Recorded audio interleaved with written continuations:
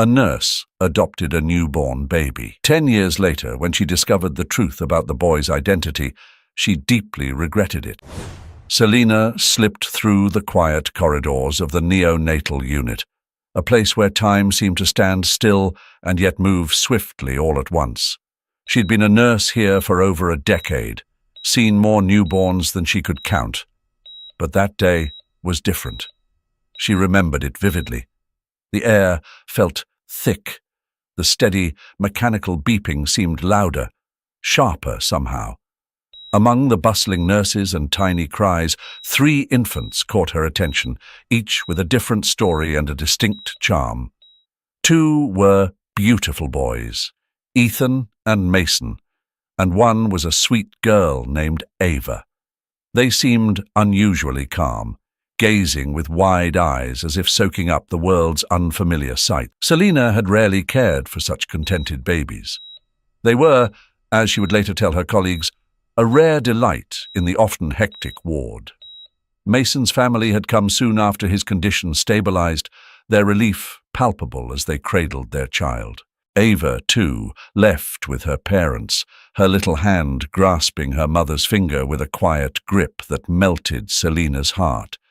She'd expected Ethan to leave next, to be welcomed by his own family, who she assumed would be just as eager to hold him close. But as the hours turned to days, no one arrived for Ethan. The staff called, searched, sent messages, but every effort faded into silence. Selina found herself lingering by Ethan's crib, watching his tiny chest rise and fall, her thoughts tangled with questions that had no answers. Every so often he would grab her finger, clutching with surprising strength, and Selina felt a pang that went beyond her usual professional attachment. "They'll come," she whispered to him one evening, gently brushing his cheek. But in the back of her mind, a gnawing doubt was growing. The silent phone, the unfilled discharge papers, all signs pointed to a different reality. Days turned into a week, and Ethan's bassinet remained as empty as her heart felt full each time she held him. Selina had watched many babies leave her care, often with a bittersweet sense of accomplishment. But something about Ethan, his abandonment, his gentle, trusting eyes, lingered with her in a way she couldn't quite articulate. The idea of him entering the foster care system left her heart heavy, and she found herself considering possibilities that only weeks ago would have seemed unthinkable. One evening, after a particularly long shift, Selina sat alone with Ethan in the dim nursery light. She studied his tiny face, the soft, fair curls that framed his head, and the way his fingers curled and uncurled with unconscious trust. In a sudden surge of emotion, she whispered, "What if it was just us?"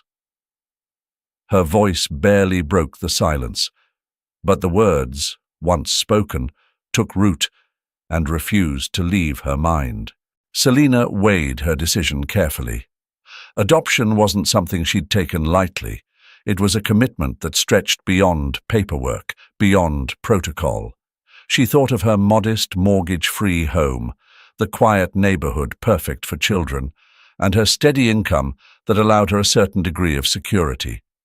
She even went over the idea with herself in practical terms. Her life was stable, and she could provide Ethan with a safe, loving home. But it wasn't just logic that led her.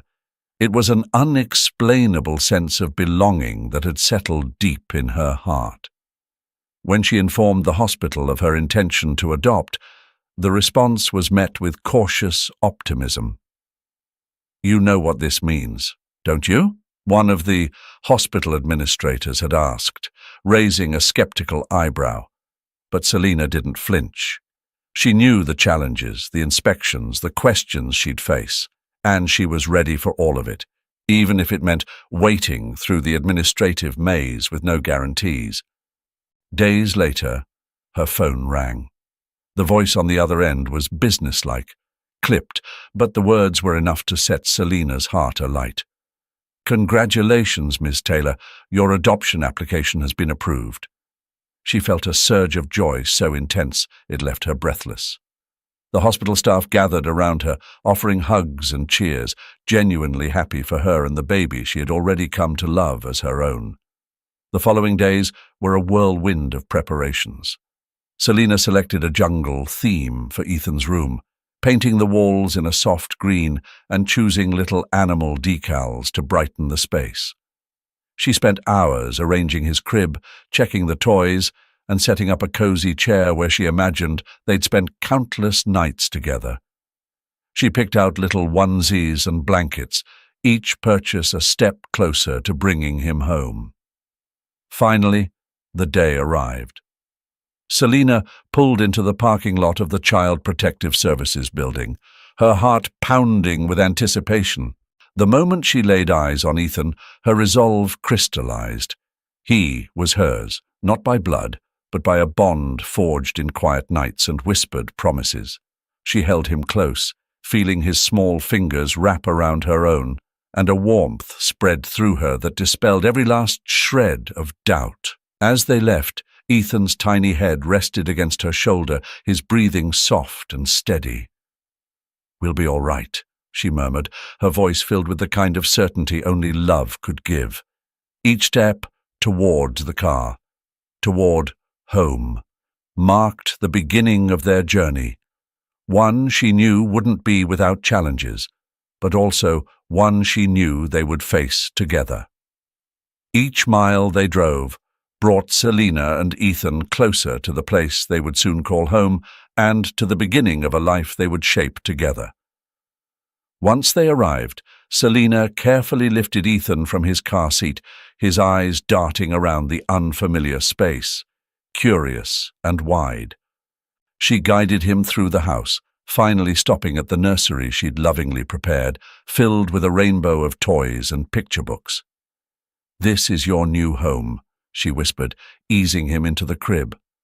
Ethan let out a contented gurgle, reaching for a plush giraffe, and Selina laughed, a joy sparking in her that she hadn't known she was missing.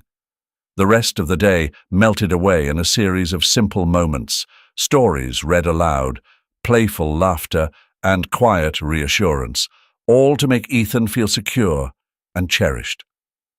That night, as she settled into the rocking chair, Ethan cuddled in her arms. The room held a peaceful silence. She could hear his gentle breathing, and it filled her with a sense of purpose. "You'll always be loved and safe," she whispered, words her own adoptive parents had once promised her. She pressed a soft kiss to his forehead, feeling a connection that seemed to transcend time. As she laid him down in his crib, Selina felt prepared for whatever the future would bring, knowing they would face it side by side. 10 years later, Ethan burst through the front door, his backpack dragging on the floor, the weight of his day etched on his face. Selina glanced up from the kitchen, catching the frustration in his eyes. "Hey, Ethan, what happened?" she asked, moving closer as he shrugged, tossing his backpack down with a heavy sigh. "Just a rough day," he muttered. Selina's heart tightened. She settled at the table, waiting quietly, giving him space to open up. Finally he spoke, barely meeting her eyes. "Kids at school. They called me the adopted kid." The hurt in his voice sliced through her, and she instinctively reached out, placing a gentle hand on his shoulder. "I'm sorry, Ethan. Kids can be so thoughtless," she said softly, as he wiped away a lone tear. "Why do they care so much?" he asked, and she pulled him into a hug, feeling his small body tense with lingering sadness. "When I was your age, I went through the same thing," she admitted quietly, surprising him. Ethan's eyes widened, and Selina shared the stories of her own childhood, the teasing she had faced, and the lessons it had taught her. "But you know what? Being adopted means we were chosen, Ethan. That's something special," she added gently, hoping her words would soothe him. After a long pause, Ethan looked up, curiosity glinting in his eyes. "Mum, do you know my real parents' names?" Selina's heart clenched. She had known this day would come, but hadn't anticipated how unprepared she'd feel. She took a steadying breath. "Why do you ask, honey?" she replied, buying herself a moment to gather her thoughts. "I just want to know," he said quietly. Selina hesitated, weighing her words before answering. "I don't know their names, sweetheart," she said finally, her voice calm but resolute. Ethan's shoulders sagged in disappointment. "Oh, okay," he murmured. She embraced him again, feeling the weight of her choice settle in. "But I do know they missed out on having an amazing son like you," she added, hoping to lighten his mood. "Mom, why did they leave me at the hospital?" Ethan's voice broke the silence, raw and questioning. A lump formed in Selina's throat. "I don't know, Ethan," she replied, her words careful. She wished she had answers for him, but all she could offer was reassurance. Maybe they had their reasons, but it wasn't because of you. His gaze searched hers, and she squeezed his hand, hoping it was enough for now. To lift his spirits, she suggested a movie night, and he nodded eagerly. That evening they curled up on the couch, cocooned in blankets, laughter filling the room as they shared popcorn and watched his favorite films. By the end, Ethan's earlier worries had faded, replaced by a relaxed smile. As she tucked him in, Selina sat by his side. "No matter what, you're loved," she whispered. "It's not about where you come from, it's about who you are." Ethan's eyes sparkled with surprise. "Really?" he asked, awe. "Really?" she confirmed, brushing back his hair. "Our family loves you just as you are," Ethan grinned, hugging his pillow tightly. "Thanks, Mom," he whispered. When he finally drifted off, Selina made her way to the living room, the soft glow of her laptop lighting her face as she typed. She had to try. Driven by her love for Ethan, she began sifting through records, hoping for some clue to his past. Hours passed as she read every snippet, each click of the mouse echoing in the quiet room. When she stumbled across a familiar name, her heart skipped a beat. Marilyn Collins, listed as an emergency contact, perhaps his grandmother. Scribbling down the details, Selina whispered to herself, "This could be it." The path forward wasn't clear, but for Ethan's sake, she would find it. What if Marilyn had the answers Ethan was seeking? Or what if she didn't want to talk at all? Selina tried to brace herself for any possible outcome. "Come, I just need to do this for Ethan," she thought, taking deep breaths and trying to stay calm. The next morning, Selina waved Ethan off to school, trying to keep her nerves in check. "Have a great day, sweetheart," she called out, giving him a reassuring smile. As soon as he was out of sight, she grabbed her car keys, her hand trembling slightly. "This is it," she told herself, taking a deep breath. She knew the day ahead could change everything, but she was ready to face it for Ethan. Selina's grip tightened on the steering wheel as she navigated through the quiet neighborhood. The houses blurred past as her mind raced with possibilities. She double-checked the address she had written down and slowed as she approached the right house. "Here we go," she whispered, taking a deep breath. Parking the car, she stepped out and walked up the path to the front door, her heart pounding. Selina hesitated for a moment before knocking on the door. After a few seconds it creaked open, revealing an elderly woman with a puzzled expression. "Hello, can I help you?" she asked, her voice gentle but wary. "Hi, my name is Selina," she began, her nerves evident. "Are you Marilyn?" The woman nodded slowly. "Yes, I am. Do I know you?" Selina shook her head, taking a deep breath. "I'm looking for Richard and Anna," Selina said, watching Marilyn's reaction closely. The elderly woman frowned, shaking her head. "I haven't seen them in years," she admitted. "Do you know where they might be?" Selina asked hopefully. Marilyn sighed, a look of sadness crossing her face. No, I'm afraid I don't. They just disappeared one day. Selina's heart sank at the news, but she pressed on gently. Marilyn invited Selina inside, and they sat at the kitchen table. I did receive letters from them for a while, Marilyn shared, her eyes distant with memories. But eventually the letters stopped. I miss them dearly and have no idea where they are now. Selina listened intently, feeling a pang of sympathy for the woman. Would you like some tea? Marilyn offered, and Selina nodded, grateful for the warmth. As they sipped their tea, Selina explained her reason for visiting. Boy named Ethan? She began, watching Marilyn's reaction. He was abandoned at the hospital 10 years ago.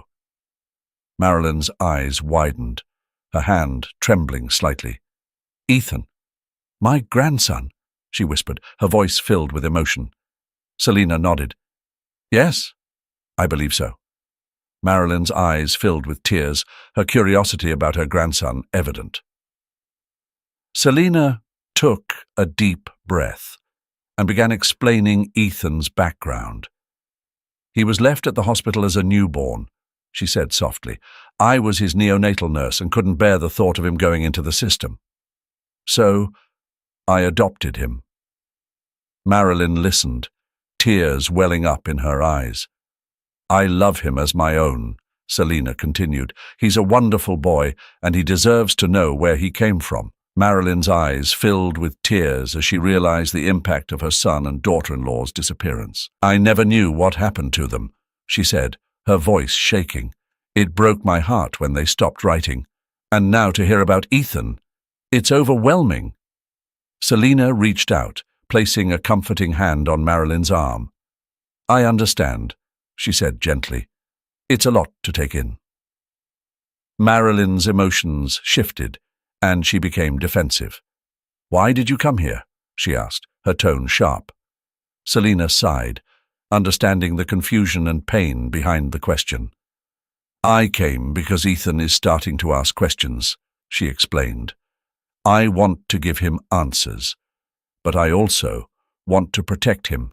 I needed to know more about his family to understand his past, so I can help him with his future. Marilyn's defensive posture softened as she listened to Selina's story. Tears streamed down her face. You've given him so much love and care, she said, her voice trembling. I can't thank you enough for that. She paused, wiping her eyes. I want to meet him, Selina. I want to see my grandson. Selina nodded, her heart aching for Marilyn. Of course, she said softly. We'll make it happen. Selina and Marilyn discussed how best to introduce her to Ethan. I think it would be best if we said you were an old family friend, Selina suggested. Marilyn agreed, understanding the need for caution. That sounds good, she said, nodding. They planned the meeting carefully, choosing a neutral location and deciding on the best way to ease Ethan into this new relationship. Both felt a mix of nerves and hope.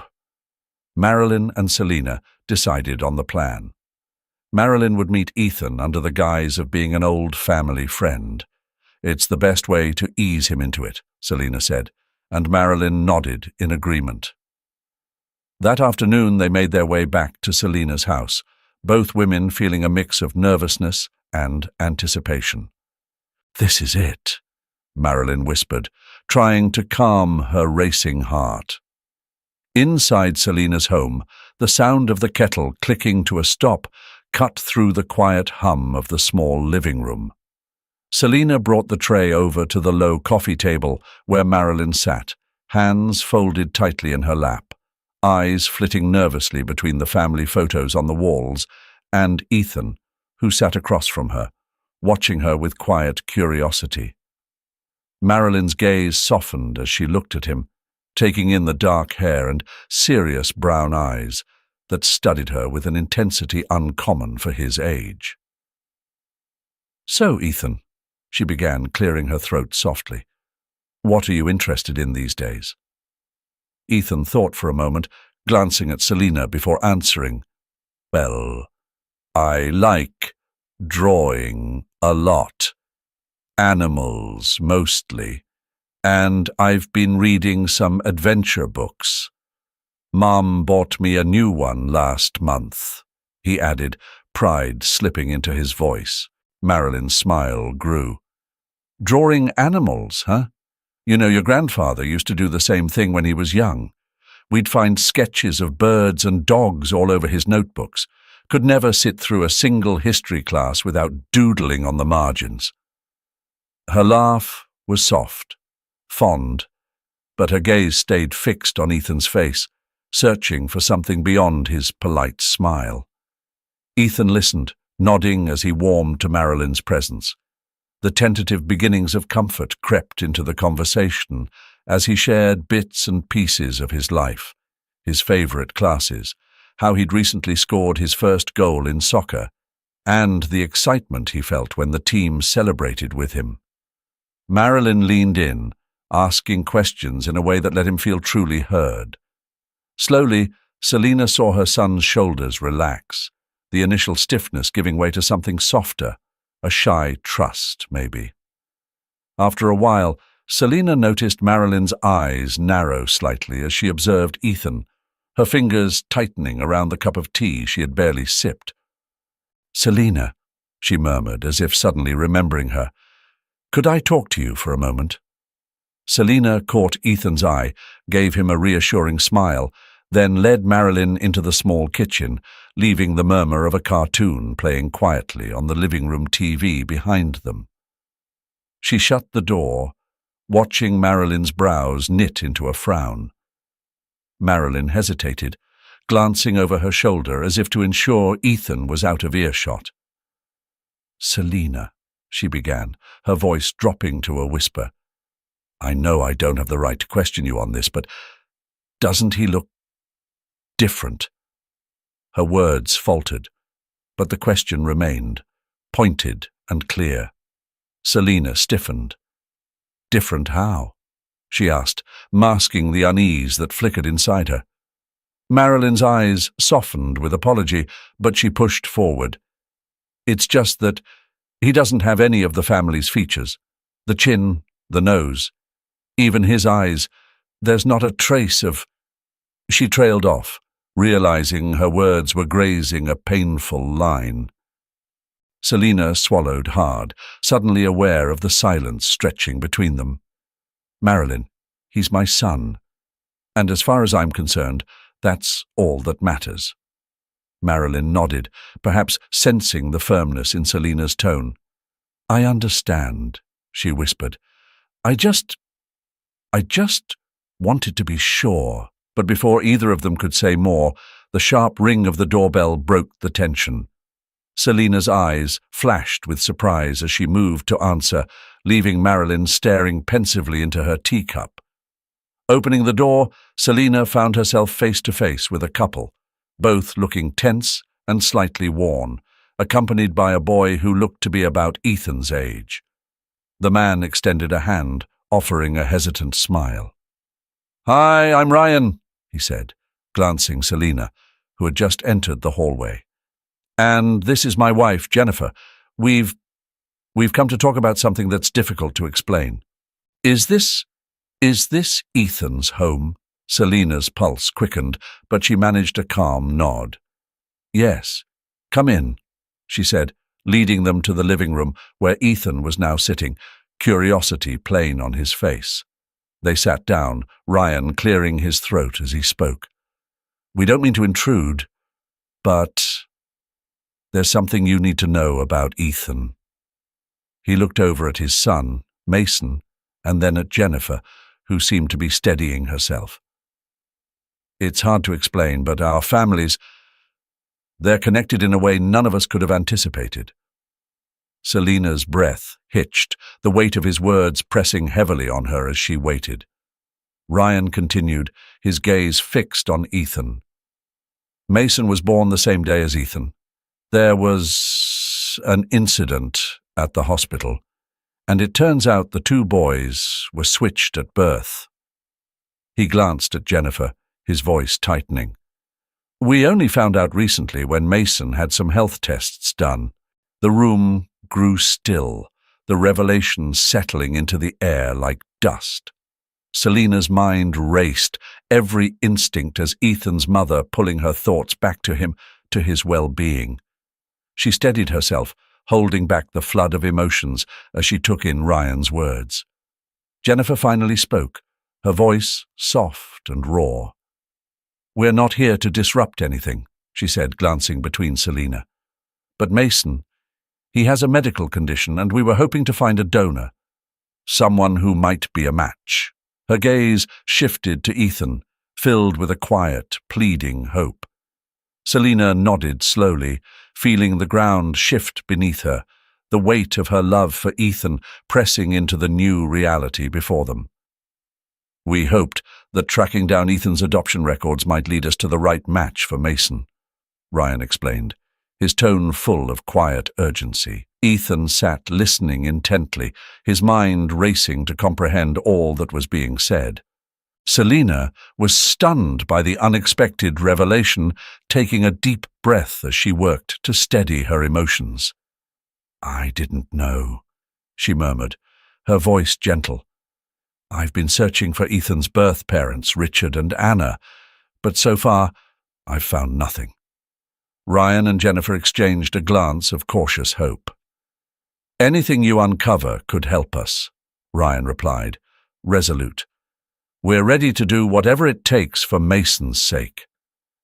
Selina gave a solemn nod, feeling the weight of what this meant for both families.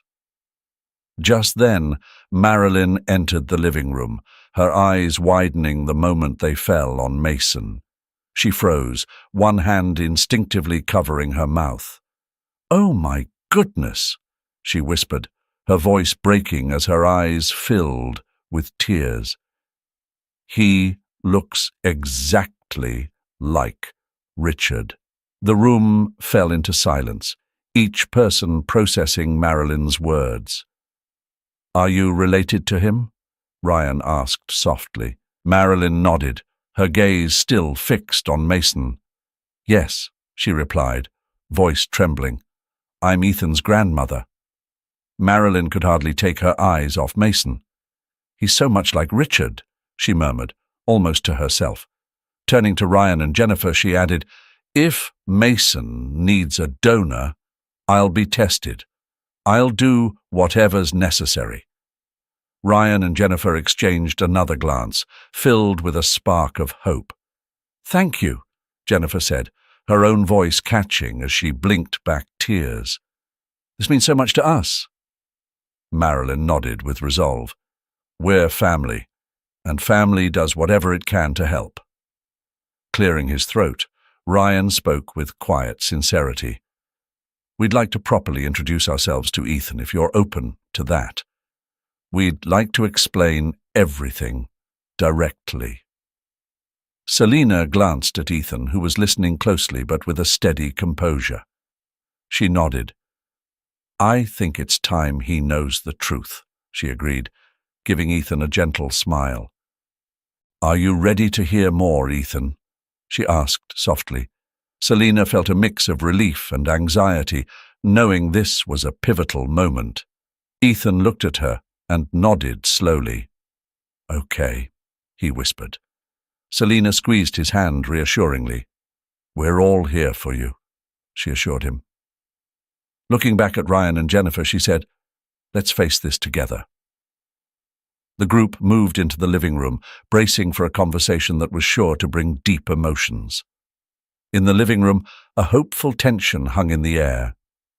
Ryan and Jennifer took turns recounting the hospital mix-up, their long search for Ethan, and Mason's medical condition.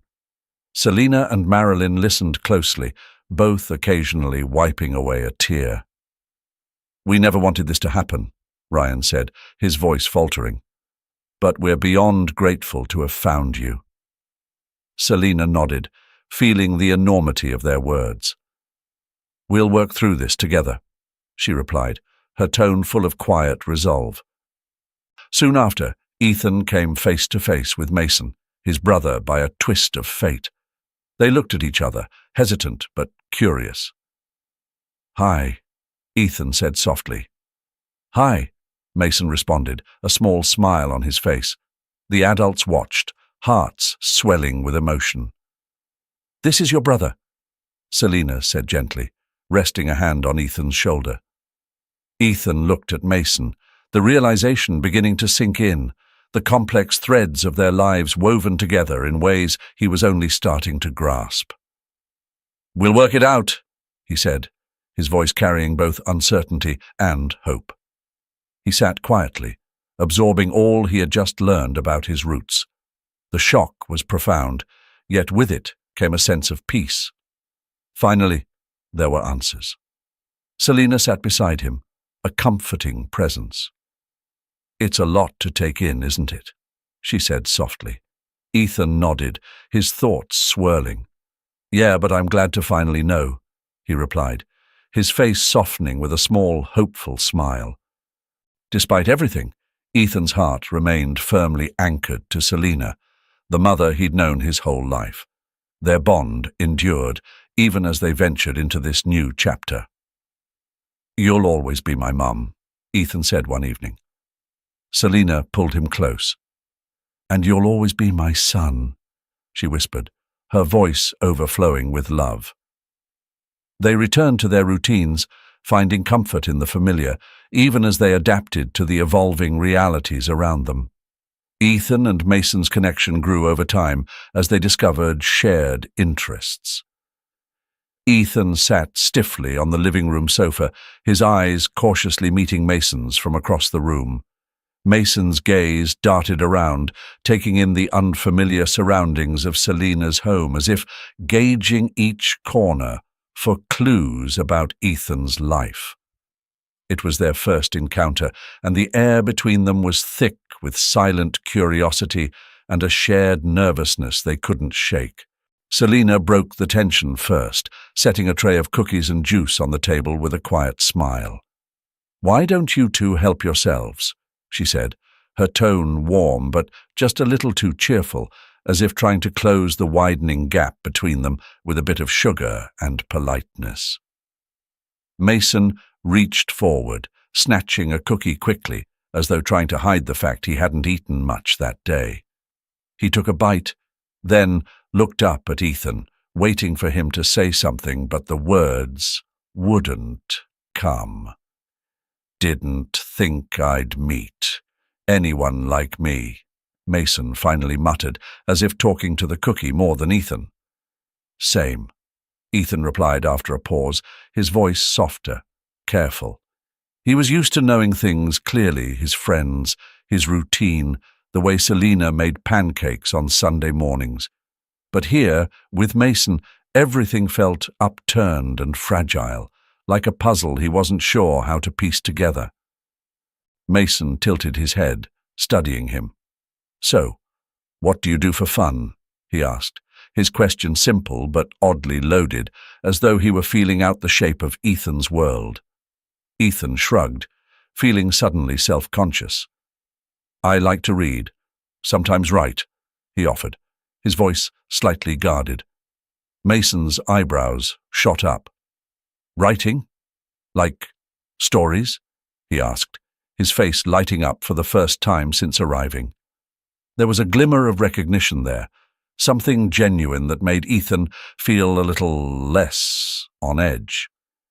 "Yeah, I mean, just small stuff." Ethan paused, then added, "Mom says I have a knack for it." Mason's expression softened at the mention of Mom. For a moment, he seemed lost, looking down at his hands, his fingers picking absently at the hem of his sweater. "Jennifer says the same thing about my drawings. She's got this whole folder of them from when I was little. Mostly scribbles, but she calls them masterpieces." A faint, embarrassed smile appeared on his face. Ethan let out a soft laugh, a small, almost hesitant sound. It was a strange comfort, hearing Mason's story and feeling the same steady warmth that Selina gave him in the way Mason talked about his own mom. In that small exchange, Ethan felt the first thin thread of connection forming. Something real, yet still fragile, as if they were both testing the ground beneath them. Over the next few weeks, the families arranged outings together, tentative and polite at first, but slowly morphing into shared moments that became something more substantial. They spent an afternoon at the park, where the boys finally ran off alone, racing through the green fields in an unspoken challenge. Selina and Jennifer watched from a distance, sharing knowing glances and silent hopes for their sons. Bit by bit, the boys discovered commonalities that seemed to crop up in unexpected places. They laughed at the same kinds of jokes, could spend hours arguing over the same comic book heroes, and shared a quiet understanding about the strange circumstances that had brought them together. They hadn't asked for this twist in their lives, but neither had rejected it. One evening, after dinner at Selina's, Mason spoke up as they cleared the plates. "I don't remember much from when I was younger. It's like everything's just bits and pieces, you know." Ethan nodded, his brow furrowing slightly as he placed a glass in the sink. "Yeah, but maybe it's better that way," he replied, feeling the weight of it sink in. "Sometimes things are just easier not knowing. At least not everything." The boys exchanged a look that was difficult to explain, an acknowledgement of the confusing terrain they both now navigated. They didn't need to say it aloud to know that they shared something unspoken, something that tied them together beyond blood or circumstance. They were brothers now, not just because they had to be, but because they chose to be. As they headed back into the living room, Selina and Ryan were deep in discussion, trying to map out their roles in this new family structure. There was a careful understanding between them, a commitment to protect and nurture the boys in whatever way was best. The adults spoke of routines, holiday plans, and shared responsibilities, forming an invisible framework of support around Ethan and Mason. From his seat on the couch, Ethan watched Selina closely, noting how her eyes softened when she looked at Mason and the warmth she radiated toward him. He felt a strange mix of emotions, gratitude, confusion, a budding sense of peace. He didn't know what the future held or how their lives might shift again, but sitting beside Mason, he felt certain they'd face it together. For the first time, he allowed himself to feel like maybe, just maybe, they could make this new reality work. The autumn sunlight filtered through the windows, casting a soft amber glow across the living room where Ethan and Mason sat on the floor, surrounded by scattered pieces of an intricate jigsaw puzzle. Ethan's eyes squinted in concentration, carefully fitting pieces together, while Mason leaned in, his brow furrowed as he searched for a specific corner piece. "This one," Mason mumbled, holding up a piece triumphantly. "I swear it has to go here." Ethan glanced at it skeptically, but he nudged Mason's hand to fit it into place. The piece snapped in, and Mason grinned, looking up at Ethan.